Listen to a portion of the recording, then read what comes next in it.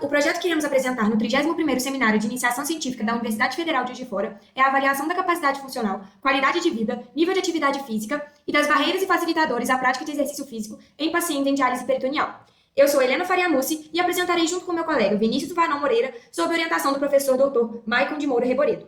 A doença renal crônica é caracterizada por alterações estruturais e funcionais nos rins que persistem por mais de 3 meses, trazendo repercussões clínicas importantes. A prevalência mundial é cerca de 9,1% e as principais causas incluem hipertensão e diabetes, que também aumentam o risco cardiovascular.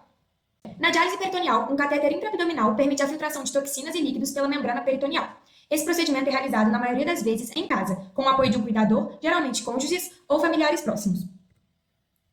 Esses pacientes apresentam alta prevalência de sedentarismo, dependência funcional e comprometimento da qualidade de vida, além de comorbidades musculares, cardiovasculares e metabólicas.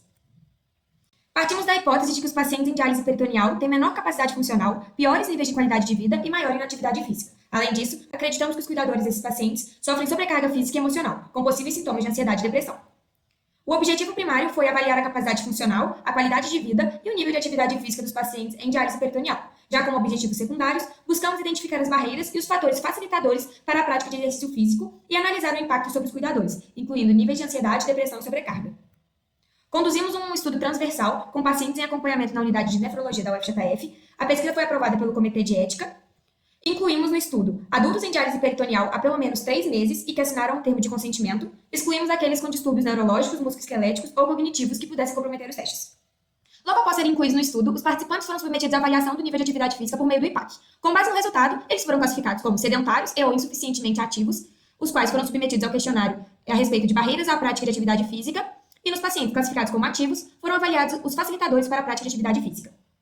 Posteriormente, todos os participantes foram submetidos aos testes para avaliação da capacidade funcional, que foi os testes de Time It Up and Go, TUG, o velocidade de marcha pelo teste 4-meter gait speed, o força de preensão palmar com o dinamômetro hidráulico e o teste de sentar e levantar de 10 repetições de 30 segundos. Após a realização dos testes, os participantes foram submetidos a uma entrevista para a aplicação do questionário de qualidade de vida, o SF-36, e também ao de sarcopenia, o SARC-F. Para avaliar a sobrecarga dos cuidadores, foi-se utilizado o questionário CBS, e para os sintomas relacionados à ansiedade e à depressão, foi aplicada a escala hospitalar de ansiedade e depressão, RADS. A análise estatística foi feita por meio do Shapiro-Wilk, para avaliar a normalidade da curva, Pearson-Spearman, para avaliação da correlação entre as variáveis, P menor que 0,05 foi considerado estatisticamente significativo, e as análises foram feitas por meio do programa SPSS 17.0. Adentrando agora nos resultados quanto ao fluxograma, dos 43 pacientes em diálise peritoneal do HU da UFJF, 35 foram elegíveis, 10 foram excluídos por ausência em consulta, contraindicações clínicas ou transferência, restando 25 avaliados. Como 8 não tinham acompanhante no momento da coleta, 17 cuidadores foram incluídos. Os dados sociodemográficos, clínicos e laboratoriais foram coletados a partir dos prontuários e entrevistas e demonstrados na tabela 1. A amostra era majoritariamente feminina, com média de 58,2 anos de idade. A principal etiologia da doença renal crônica foi a doença renal policística. A hipertensão foi a comorbidade mais prevalente, seguida de diabetes e insuficiência cardíaca. Quanto aos dados laboratoriais, cabe destacar os baixos níveis de hemoglobina. A tabela 2 mostra os resultados dos testes físicos e dos questionários SF-36, SARC-F e IPAC aplicado aos pacientes.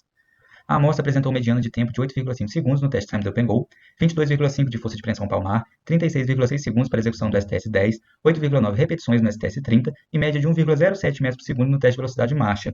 Todos foram classificados como independentes no Time Up and Go e 4 pacientes apresentaram boa velocidade de marcha no 4GMS. No SF-36, a pontuação média foi 37,6 no domínio físico e 39,4 no mental. Pelo questionário SARC-F, 5 pacientes apresentaram sinais sugestivos de sarcopenia. Além disso, 13 pacientes foram classificados como sedentários e 10 classificados como insuficientemente ativos pelo questionário IPAC.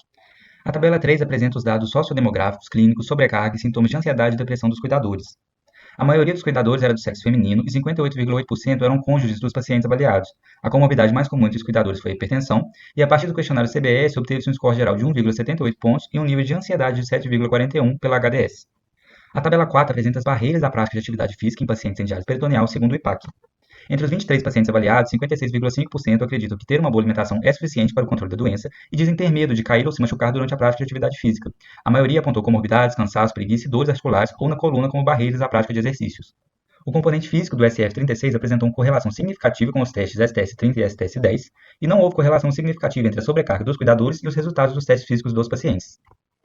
Conclui-se que pacientes em diálise peritoneal apresentam desempenho físico funcional adequado e qualidade de vida preservada, enquanto seus cuidadores apresentam sobrecarga leve, mesmo que com possíveis sintomas de ansiedade.